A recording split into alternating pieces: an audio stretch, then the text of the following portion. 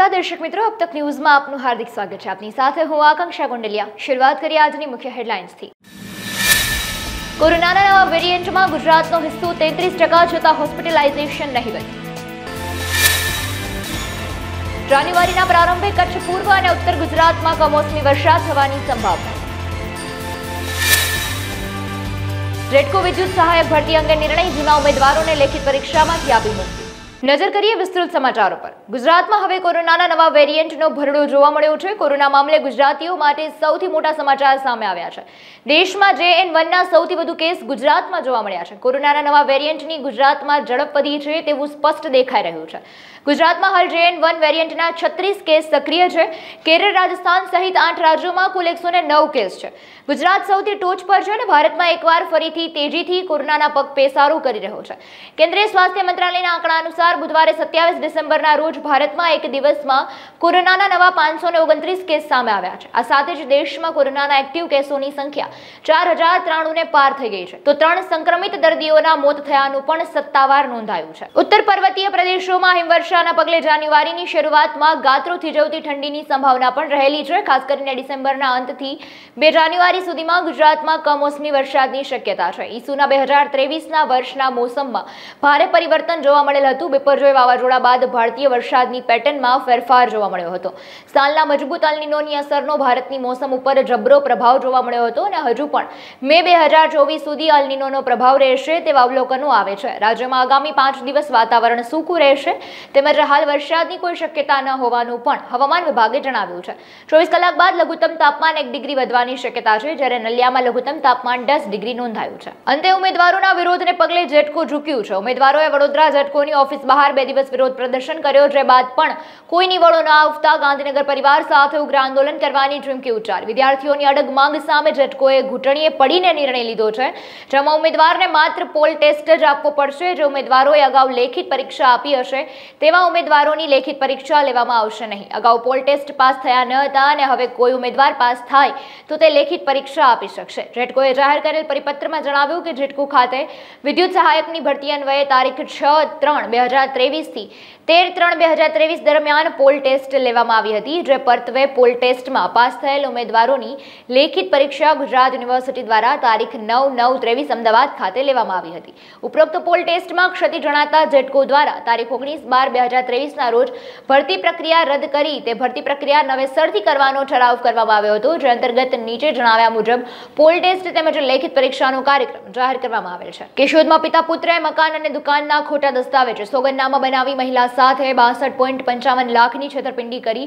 જૂનાગઢ જિલ્લાના કેશોદમાં નગરપાલિકા વિસ્તારમાં આવેલી દુકાનમાં બોજો હોવા છતાં મહિલાને ખોટો દસ્તાવેજ અને સોગંદનામા કરી છેતરપિંડી આચરતા મહિલાએ પિતા પુત્ર સામે પોલીસ ફરિયાદ નોંધાવી છે।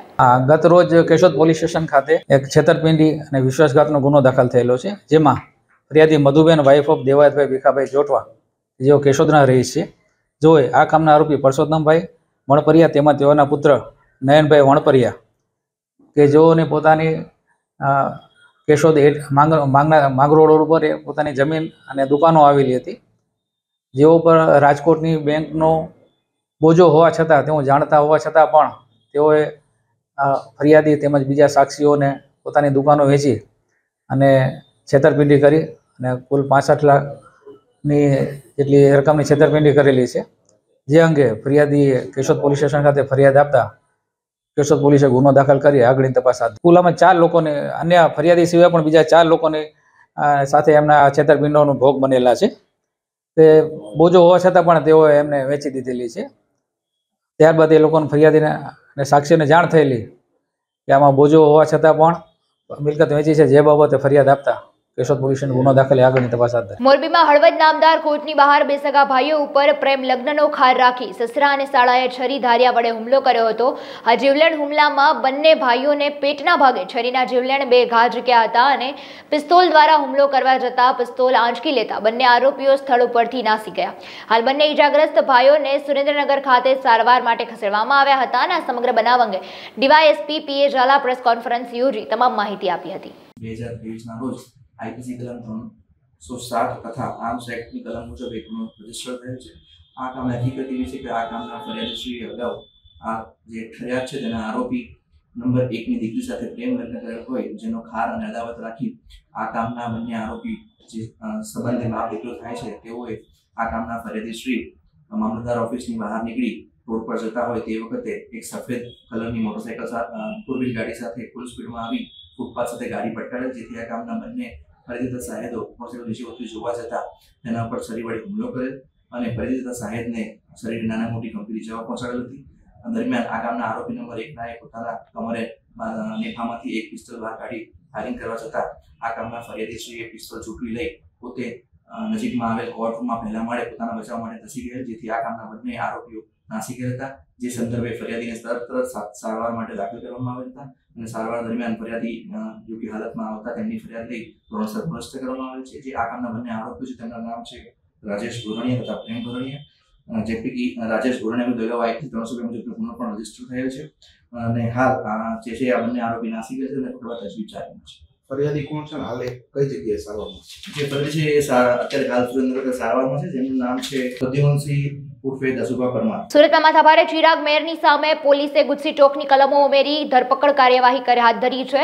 ચિરાગ ભરવાડ હત્યાની કોશિશ, લૂંટ, અપહરણ, મારામારી, રાયોટિંગ, ખંડણી, ધમકી, આર્મ્સ એક્ટ, ચીટિંગ, વ્યાજખોરી સહિત 27 ગંભીર ગુનામાં સંડોવાયેલો છે। ચિરાગ સામે 6 મહિના પહેલા ઉત્તરાયણ પોલીસ સ્ટેશનમાં ગુનો નોંધાયો હતો અને પોલીસે ગુજસી ટોકની કલમનો ઉમેરો કરી કોર્ટમાં રજૂ કર્યો હતો। કોર્ટે આરોપીને 4 દિવસના રિમાન્ડ આપ્યા અને ભાજપના કાર્યકર્તા કરુણેશ અને તેના સાથીઓએ સંસ્થાના હિસાબ બાબતે 9 જૂને હિતેશ ગોયાણી પર હુમલો કર્યો હતો, જેમાં માથાભારે ચિરાગ સહિત 9ની સંડોવણી ખુલી હતી। તે વખતે ઉત્તરાયણ પોલીસે રાયોટિંગ, હત્યાનો પ્રયાસ સહિતની કલમો હેઠળ ગુનો નોંધ્યો હતો।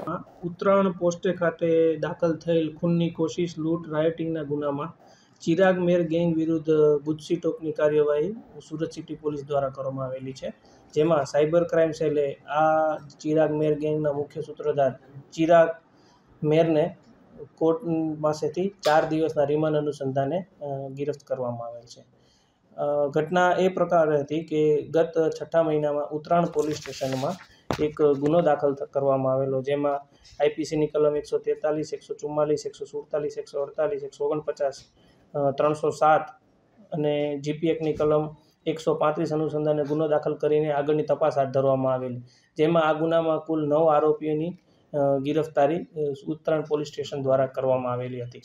જે તપાસમાં તેવું જાણ થતાં કે આજે એક ચિરાગ મેર જે ગેંગના લીડર છે તેઓએ ઓર્ગેનાઇઝ ક્રાઇમ સિન્ડિકેટ રચી છે અને સતત તેઓ ગેરકાયદેસર પ્રવૃત્તિ અને ગુનાહિત પ્રવૃત્તિમાં રાચેલા રહીને કન્ટિન્યુઇંગ અનલોફુલ એક્ટિવિટીનું કામગીરી કરી રહેલા હોવાથી સમાજમાં ડરની ભાવના વધુ રહેવાથી તેની વિરુદ્ધ ગુજસી ટોકની કાર્યવાહી સુરત સિટી પોલીસ દ્વારા કરવામાં આવેલી છે, જેમાં ગુજસી ટોકની કલમ 3(1)(2) તથા 3(2), 3(3) તથા 3(4) અનુસંધાને કલમનો ઉમેરો કરીને આગળની તપાસ એસીપી સાયબર દ્વારા કરવામાં આવેલી છે। આજે ચિરાગ મેર ગેંગ છે તેમાં આ જે ગુના જે ઉત્તરાયણમાં દાખલ થયેલો તેમાં 9 આરોપીઓની ગિરફ્તારી કરવામાં આવેલી, જેના નામ છે કરુણેશ રમેશભાઈ પટેલ ઉર્ફે રાણપરિયા, ભરતભાઈ લાલજીભાઈ ગોટી, જીતેન્દ્રભાઈ જીતુ હિંમતભાઈ સેલડિયા, રાજેશ ઉર્ફે રાજુ ઊંચડી ભગવાનભાઈ નાકરાણી, પ્રદીપભાઈ ઘનશ્યામભાઈ લાખાણી, હિતેશ કાળુભાઈ ભીકડિયા, સાગર મગનભાઈ દોંગા, ગૌતમ હેમરાજભાઈ સવાણી તથા ચિરાગ રેવાભાઈ મેર।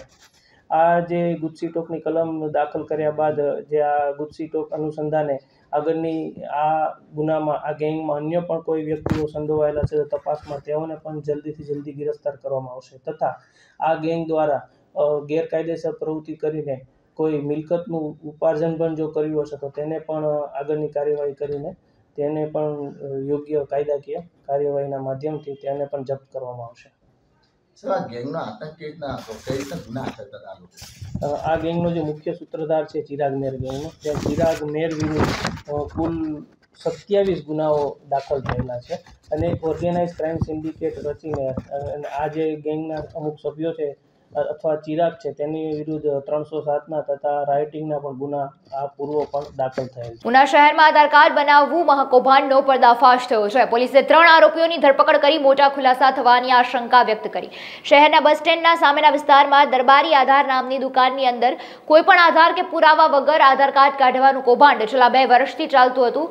આધાર કાર્ડનું કૌભાંડ આચનારી દુકાન અને ઘર પર પોલીસે સર્ચ ઓપરેશન કર્યું હતું, જેમાં પોલીસે સમગ્ર મામલે ઉનાના અસલમ ઇસ્માઇલ શેખ, શબીર શરીફ સુમરા અને જાવેદ ઇબ્રાહીમની ધરપકડ કરી છે. ઉનામાં છેલ્લા 3 દિવસથી ગીર સોમનાથ એલસીબી અને ઉના સ્થાનિક પોલીસ બંને સાથે મળી અને વિગત અમારી પાસે આવી હતી. કોઈ એક જગ્યાએ ઉનામાં જે આરોપી છે અસલમ શેખ કરીને એ ડુપ્લિકેટ આધાર કાર્ડ અથવા તો પુરાવા વગરના આધાર કાર્ડ બનાવી રહ્યો છે. એના આધારે અમે બાતમીના આધારે આગળની કાર્યવાહી પહેલાં તો ઝીણવટપૂર્વક તપાસ કરી અને ત્યાર પછી ઉના ખાતે જ્યાં વ્યક્તિ હતો એને ત્યાં એની દુકાન ઉપર એના ઘરે રેડ કરી કુલ અમે 3 આરોપીઓ પકડ્યા છે. અસલમ ઇસ્માઇલ શેખ, શબ્બીર સુમરા અને જાવેદ ઉર્ફે પૂરો. આ લોકોના ડોક્યુમેન્ટ્સ ચેક કરતા છેલ્લા 2 વર્ષથી આ શોપ એણે ચાલુ કરેલી 2021માં અને 2 વર્ષમાં અત્યાર સુધીમાં ટોટલ 1200 આધાર કાર્ડ એને અલગ અલગ ટાઈપના બનાવ્યા છે. અત્યારે જે પ્રાઇમરી પુરાવા અમને મળ્યા છે ટોટલ 40 આધાર કાર્ડ ખોટા છે, પુરાવા વગર બનાવી દીધા છે અથવા તો ડુપ્લિકેટ પુરાવા ઊભા કરીને બનાવવામાં આવ્યા છે. ડુપ્લિકેટ પુરાવામાં એ નગરપાલિકાનો ડુપ્લિકેટ દાખલો ઊભો કરવો, કોઈ અન્યનું આધાર કાર્ડ અથવા તો અન્યનું વોટર કાર્ડ હોય એમાં ફોટો ચેન્જ કરી નાખવો, એવા ઘણા બધા નાના મોટી મોડસ ઓપરેન્ડી સાથે આ બધા આધાર કાર્ડ બનાવ્યા છે.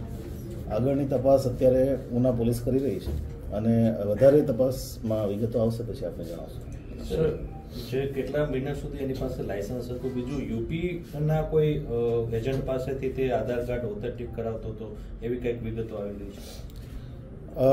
આ જે વ્યક્તિ છે BCA કરેલો છે અસલમ શેખ અને એ આની પહેલાં ધોરાજી મામલતદાર ઓફિસમાં નોકરી પણ કરી ચૂક્યો છે.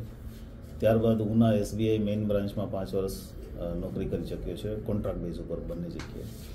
કેશોદ વિસ્તારની સગીરાનું અપહરણ કરનાર શેરગઢ ગામની મહિલાને પોલીસે ઝડપી પાડી કાયદેસરની કાર્યવાહી હાથ ધરી છે. આ અંગે પોલીસમાંથી મળતી વિગત મુજબ કેશોદના એક વિસ્તારમાંથી એક સગીર વયની દીકરીનું અપહરણ થયું હતું. આ અપહરણની ઘટના બાદ મહિલા ફરાર થઈ હતી. પોલીસે આ મહિલાને ઝડપી પાડવા ચક્રો ગતિમાન કર્યા હતા. ત્યારે ગણતરીના દિવસોમાં આ મહિલા પોલીસના હાથે ઝડપાઈ હતી અને તેને કયા કારણોસર સગીરાનું અપહરણ કર્યું હતું તે અંગે પૂછપરછ હાથ ધરી છે. ગઈ તારીખ 24/12/2023ના રોજ કેશોદ પોલીસ સ્ટેશન ખાતે એક અપહરણનો ગુનો દાખલ થયેલો, જેમાં ફરિયાદીને સગીર પુત્રીનું અપહરણ થયેલું અને જેમાં આરોપી તરીકે તેઓના સગા મહિલા આરોપી હતા, જેઓની કેશોદ પોલીસ સ્ટેશનમાં ગુનો દાખલ થયેલ હોય, જેમાં ટેકનિકલ સોર્સ તેમજ હ્યુમન સોર્સને બાતમીના આધારે આજરોજ આરોપીની કેશોદ પોલીસ સ્ટેશન ખાતે લાવી અને તેઓની ધરપકડની કાર્યવાહી હાથ ધરેલી છે. આગળની તપાસ કેશોદ પોલીસ સ્ટેશને હાથ ધરેલી છે. ભારતના અમુક રાજ્યોમાં કોરોનાએ ફરી વેગ પકડ્યો છે, ત્યારે પૂર્વ તૈયારીના ભાગરૂપે અમરેલી શાંતાબા જનરલ હોસ્પિટલ અને આરોગ્ય તંત્ર એલર્ટ થઈ ગયું છે. કોરોનાની તકેદારીના ભાગરૂપે જિલ્લા આરોગ્ય વિભાગ અને હોસ્પિટલ દ્વારા મીટિંગનો દોર પણ શરૂ કરાયો છે. આરોગ્ય વિભાગ અને શાંતાબા જનરલ હોસ્પિટલ દ્વારા મોક ડ્રિલ પણ કરવામાં આવી હતી. અમરેલી જિલ્લામાં કોઈ કેસની જાણકારી નથી, પરંતુ સંભવિત દસ્તકને લઈ અમરેલીમાં પૂરતી વ્યવસ્થા ઊભી કરી દેવાઈ છે, જેમાં હાલ 10 ICU સહિત 30 બેડની વ્યવસ્થા કરી દેવામાં આવી છે. ઓક્સિજનની કોઈ પૂરતી ના સર્જાય તેની પણ પૂરતી કાળજી લેવામાં આવી છે. અમરેલી જિલ્લાના CHC, PHC, સબ ડિસ્ટ્રિક્ટ અને મેડિકલ કોલેજ સહિત તમામ આરોગ્ય કર્મચારીઓને તૈયાર રહેવા જણાવ્યું છે. સાથે સાથે લોકોને પણ સરકારની ગાઈડલાઈન પ્રમાણે રહેવા સૂચનાઓ આપવામાં આવી છે. શંકાસ્પદ કેસ હોય તો તેને હોમ આઇસોલેટ કરી તાત્કાલિક તેની સારવાર કરવામાં આવે તેવી તમામ બાબતે પૂર્વ તૈયારીના ભાગરૂપે આરોગ્ય તંત્ર એલર્ટ છે. હું doctor RM Joshi, incharge CDHO Amreli. અત્યારે રોગચાળાની પરિસ્થિતિમાં કોવિડની વાત કરીએ તો આપણે જે 2 વેવમાંથી પસાર થયા છીએ અને હમણાં જે થોડા સમય પહેલાં એક કોવિડનો નવો વેરિયન્ટ JN1 એની માહિતી આવેલ છે. પરંતુ આપણે અમરેલી જિલ્લાની વાત કરીએ તો કમિશનર ઓફ હેલ્થ તરફથી સૂચનાઓ મળી છે, વીસી થઈ છે. જિલ્લામાં અમે પણ તમામ આરોગ્ય કર્મચારીઓને CHC, PHC, સબ ડિસ્ટ્રિક્ટ અને મેડિકલ કોલેજ સાથે આ બાબતે તૈયારીના ભાગરૂપે તમામ હેલ્થ સિસ્ટમને સેન્સિટાઈઝ કરી છે લોકોને અવેરનેસ ક્રિએટ કરવા માટે, એટલે કે કોવિડના 2 વેવમાં આપણે જે શીખ્યા, જે નવું જોયું, ઘણું બધું દરેક ફેમિલીએ, દરેક વ્યક્તિએ સફર કર્યું હતું. તો એમાંથી બચવાનો એક જે ઉપાય છે કે પહેલી વસ્તુ કે આપણે માસ્ક પહેરીએ, સોશિયલ બિહેવિયર આપણું વ્યવસ્થિત હોય, સેનિટાઇઝેશન અને કોવિડ એપ્રોપ્રિએટ બિહેવિયર, એ ખાસ બેઝિક વસ્તુ જે 2 વેવમાં શીખ્યા એને આપણે ફરીથી પાછી વર્તણૂક એ પ્રમાણે કરવી પડશે. લોકો સાથે સોશિયલ ડિસ્ટન્સ જાળવવું પડશે. કોઈ પણ કેસ ડિટેક્ટ થાય, શંકાસ્પદ કેસ કોઈ પણ જગ્યાએ મળે તો તાત્કાલિક એની સારવાર થાય, એનું નિદાન થાય અને ખાસ તો એને હોમ આઇસોલેટમાં રાખવાનો. આ વેરિયન્ટની લોકો ઉપર બીમારી કરી શકે એવી પરિસ્થિતિ વધારે છે. એના કારણે મોર્બિડિટી જેને કહેવાય એ થવાની શક્યતાઓ છે, પણ મોર્ટાલિટી, મૃત્યુ થવાનો દર આ વેરિયન્ટના કારણે ખૂબ ઓછો છે એવી સ્પષ્ટ માહિતી અમને મળેલ છે. એટલે લોકો અને તંત્ર, લોકો અવેરનેસ ક્રિએટ કરે, જનજાગૃતિ લોકોમાં રહે, કોવિડ એપ્રોપ્રિએટ બિહેવિયરનું પાલન કરીએ. અમારી ટીમ સર્વેલન્સ કરી રહી છે અને આઈસી કરી રહી છે, અને લોકો જરા પણ શંકાસ્પદ ચિહ્નો જાણવા મળે તો સારવાર લે અને હોમ આઇસોલેટ રહે અને પોતાની જાતને તંદુરસ્ત રાખવા માટે પોતે અને સમાજમાં પણ અવેરનેસ ક્રિએટ થાય, એ જ મુખ્ય મુદ્દો છે. અને તંત્ર પાસે ઓક્સિજન છે, સિલિન્ડર છે, જે પહેલાં 2 વેવમાં આપણે ઘણું શીખ્યા ત્યારે આપણી પાસે સાધન સામગ્રી થોડી ઓછી હતી કેમ કે શરૂઆતનો તબક્કો હતો. હવે આપણી પાસે ઇન્સ્ટ્રુમેન્ટ પૂરતા પ્રમાણમાં છે, સિસ્ટમ એક્ટિવ છે, દવાઓ પણ પૂરતા પ્રમાણમાં છે. લોકોની અવેરનેસ અને તંત્રની એક્ટિવિટી એના કારણે આપણે જોવા જઈએ તો અમરેલી જિલ્લામાં હાલમાં પરિસ્થિતિ કોઈ ચિંતાજનક નથી. એટલે આપણને રાજ્ય સરકાર તરફથી સૂચના છે અને જિલ્લા આરોગ્ય તંત્ર પણ સાબદું કર્યું છે અને એના માટે મિટિંગો પણ કરી, મોક ડ્રીલ પણ કરી છે. એના માટે ઇન્ડોર વોર્ડ પણ બનાવ્યા છે, આઈસીયુ પણ બનાવ્યું છે. ઓપીડીમાં આપણી નજર રહે અને તપાસ રહે અને કોઈ પણ શંકાસ્પદ કેસ હોય તો તરત આપણે ડિટેક્ટ કરી શકીએ એ પ્રમાણે પણ બધી વ્યવસ્થા કરી છે. એના માટે વોર્ડ બનાવેલો છે, પુરુષો માટે, સ્ત્રીઓ માટે, બાળકો માટે, અને આઈસીયુ પણ બનાવેલું છે અને એને સ્ટેન્ડ બાયમાં રેડી રાખેલું છે. ત્યાં જરૂરી સેન્ટ્રલ ઓક્સિજનની વ્યવસ્થા કરી છે, વેન્ટિલેટર્સ પણ પૂરતા રાખ્યા છે અને જરૂરી મેડિસિન અને ડિસ્પોઝેબલ કન્ઝ્યુમેબલ જે કંઈ આઇટમની જરૂર પડે એ બધી સાધન સામગ્રી આપણે ઉપલબ્ધ રાખી છે. આના માટે એક કોરોનાની લેબોરેટરી પણ, આપણી ટેસ્ટિંગ લેબોરેટરી જે જિલ્લાની છે એ ઊભી કરેલી છે. ત્યાં 2 RT-PCR મશીન રાખેલા છે. રોજની જરૂર પડે તો 2000 સુધી મેક્સિમમ RT-PCR ટેસ્ટ કોરોના માટે થઈ શકે અને જરૂર પડે તો રેપિડ ટેસ્ટ પણ થાય. અને એ ઉપરાંત કોરોનાનું વેરિયન્ટ આપણે જાણવું હોય તો ગાંધીનગરની લેબોરેટરી ખાતે મોકલીને વેરિયન્ટ કયું છે એ પણ જાણવા માટે આપણે વ્યવસ્થા છે. એટલે સ્ટાફની મિટિંગ પણ કરી, મોક ડ્રીલ પણ કરી, વોર્ડ, આઈસીયુ બધું ઊભું કર્યું, ઓપીડી પણ છે, ટેસ્ટિંગ ફેસિલિટી છે, ઓક્સિજન, મેડિસિન બધી જ વ્યવસ્થા રાખી અને પૂરતી ફેકલ્ટી સ્ટાફ પણ છે. આપણી પાસે ફિઝિશિયન છે, પીડિયાટ્રિશિયન છે, એનેસ્થેટિસ્ટ છે, માઇક્રોબાયોલોજીનો સ્ટાફ છે, ENTનો સ્ટાફ, PSMનો સ્ટાફ, એ બધા સ્ટાફ ભેગા થઈને બધી રીતે આપણે સ્ટેન્ડ બાયમાં એલર્ટ રહીને તૈયાર છીએ. ગાંધીધામ નગરપાલિકા દ્વારા વિકસિત ભારત સંકલ્પ યાત્રાનું આદિપુરમાં સ્વાગત કરાયું. વિકસિત ભારત સંકલ્પ યાત્રાનું આદિપુરમાં આગમન થયું. આ કાર્યક્રમ આદિપુર લોહાણા મહાજનવાડી મધ્યે ધારાસભ્ય માલતીબેન મહેશ્વરીની ઉપસ્થિતિમાં યોજવામાં આવ્યો. આ કાર્યક્રમમાં ભાજપ ઉપપ્રમુખ, શહેર ભાજપ પ્રમુખ, મહામંત્રી, ચેરમેન, સદસ્ય, નાયબ મામલતદાર, તાલુકા આરોગ્ય અધિકારી તથા લાભાર્થીઓ બહોળી સંખ્યામાં હાજર રહ્યા. ગાંધીધામ નગરપાલિકા દ્વારા વિકસિત ભારત સંકલ્પ યાત્રાનો સ્વાગતનું આયોજન કરવામાં આવ્યું છે, તો તે વિશે જણાવો. સરકારશ્રીની વિવિધ યોજનાઓના લોકો સુધી જાણકારી પહોંચે તે માટે સરકારની સૂચના મુજબ સમગ્ર દેશમાં વિકસિત ભારત સંકલ્પ યાત્રાનું આયોજન કરવામાં આવેલ છે. જેના ભાગરૂપે ગાંધીધામ નગરપાલિકા વિસ્તારમાં ગઈકાલે અને આજે 2 તબક્કામાં સંકલ્પ વિકસિત ભારત યાત્રાના કાર્યક્રમનું આયોજન કરેલ છે. આ કાર્યક્રમમાં સરકારની વિવિધ યોજનાઓના જે લાભ છે તે લાભ આપવામાં આવે છે, લોકોને વિવિધ યોજનાની જાણકારી આપવામાં આવે છે અને ખાસ કરીને જેને લાભ મળ્યો છે એવા લોકોના પોતાના પ્રતિભાવ પણ વ્યક્ત કરવામાં આવે છે. આ કાર્યક્રમના બંને દિવસોમાં આ વિસ્તારના ધારાસભ્ય શ્રીમતી માલતીબેન, નગરપાલિકાના પ્રમુખ, ઉપપ્રમુખ તથા પદાધિકારીઓ, તમામ વિભાગના અધિકારી, કર્મચારીઓ અને લાભાર્થીઓ બહોળી સંખ્યામાં હાજર રહે છે. વિકસિત ભારત સંકલ્પ યાત્રા અંતર્ગત આરોગ્ય વિભાગ દ્વારા આ યાત્રા દરમિયાન આયુષ્માનના વધુમાં વધુ કાર્ડ બનાવવામાં આવશે. સાથે સાથે આભા કાર્ડ અને ટીબીનું સ્ક્રીનિંગ, ટીબીના સ્ક્રીનિંગમાં સાથે સાથે ટીબીના જે દર્દીઓ છે એને નીચે પોષણ યોજના અંતર્ગત પોષણ કીટ મળી રહે તે માટે નિક્ષય મિત્ર તરીકે નોંધણી કરવામાં આવશે, ટીબીનું સ્ક્રીનિંગ કરવામાં આવશે, એનસીડીના દર્દીઓનું સ્ક્રીનિંગ કરવામાં આવશે અને વિકસિત ભારત યાત્રા દરમિયાન વિશેષ કામમાં માનનીય ધારાસભ્યશ્રીને રજૂઆત કરવામાં આવતા માનનીય ધારાસભ્યશ્રી માલતીબેન મહેશ્વરી દ્વારા ગાંધીધામ તાલુકાના 266 જે અત્યારે સારવાર હેઠળ દર્દીઓ છે એ દર્દીઓને એમના ચૂંટાયેલા પદાધિકારીઓ, જિલ્લા પંચાયતના સદસ્યશ્રીઓ, તાલુકા પંચાયતના સદસ્યશ્રીઓ, નગરપાલિકાના કાઉન્સિલરશ્રીઓ અને ભારતીય જનતા પાર્ટીના સંગઠનના હોદ્દેદારો, સરપંચ અને ગ્રામ પંચાયતના સદસ્યો દ્વારા 266 જે દર્દીઓ છે એમને 6 મહિના સુધી પોષણ કીટ આપવામાં આવશે. મોરબીમાં જતપર પીપળી રોડ પર આવેલ મારુતિ સોસાયટીમાં છેલ્લા 10 મહિનાથી પીવાનું પાણીનું વિતરણ બંધ છે. સોસાયટીમાં 200 ઘર છે અને અગાઉ બિલ્ડરો અને ગ્રામ પંચાયત દ્વારા કનેક્શન દીઠ 11,000 રૂપિયા હતા. ત્યારબાદ વળી પાછા ઘર દીઠ 500 રૂપિયા ઉઘરાવ્યા અને બાદ મહિને 110 રૂપિયા ચાલુ જ છે. ત્યારે છેલ્લે 10 મહિના પહેલા મારુતિ પાર્ક સોસાયટીના રહીશો દ્વારા 110ની પહોંચ માંગતા પાણી વિતરણ બંધ કરી દેવામાં આવ્યું. આ બાબતે ઘણીવાર સોસાયટીના બિલ્ડરો અને ગ્રામ પંચાયતમાં રજૂઆત કરી, તેમ છતાં તેનો કોઈ નિવેડો ન આવતા સોસાયટીની મહિલાઓ દ્વારા પાણી પ્રશ્નને લઈને પીપળી રોડ પર ચક્કાજામ કરી વિરોધ પ્રદર્શન કરવામાં આવ્યો હતો. મારું નામ અનિલભાઈ અર્જુનભાઈ રાઠોડ છે. હું ગામ છત્તરનો રહેવાસી છું. મારી નોકરી અહીંયા હોવાથી મેં અહીંયા મકાન લીધું છે રહેવા માટે. અને અહીંયા આવ્યા પછી જ્યારે આ રોડ બનવાનું ચાલુ થયો એના પછી પાણી બંધ થઈ ગયું છે. અને પાણીનો પ્રશ્ન બહુ મોટો પ્રશ્ન છે. કોઈ પણ નાનો વ્યક્તિ હોય એને પાણી વગર નહીં રહી શકે. પાણી માટે અમે લોકોએ બહુ બધા પ્રયાસ કર્યા, પણ છતાંય અમારો આ જે કોયડો છે એ ઉકેલાણો નથી.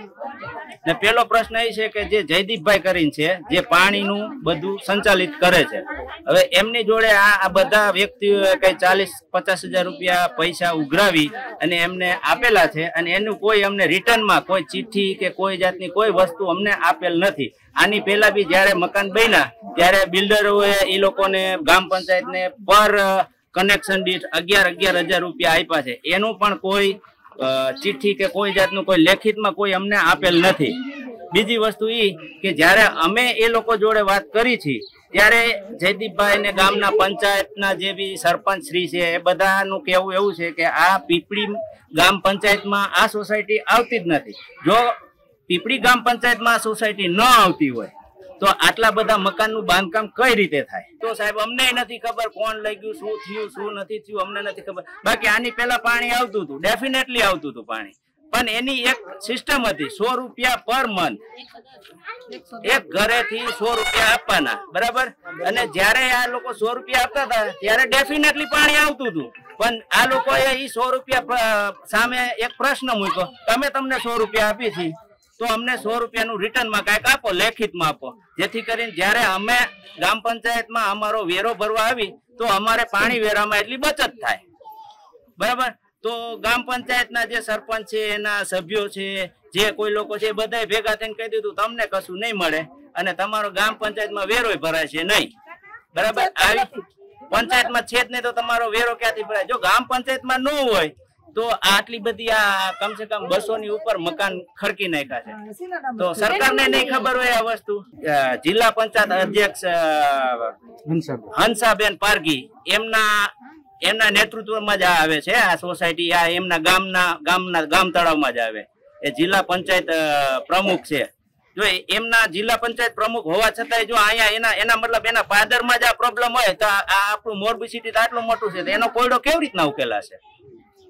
જો એક નાના સોસાયટીનો કોયડો ન ઉકેલી શકતા હોય તો આટલું મોટું મોરબી આપણું જે જિલ્લો બનાવવામાં આવ્યો છે તો એના કોયડા તો કેટલાય હશે ને. આ તો અત્યારે એક જ પ્રશ્ન તમારી સામે આવે છે, આવા તો કેટલાય પ્રશ્ન હશે.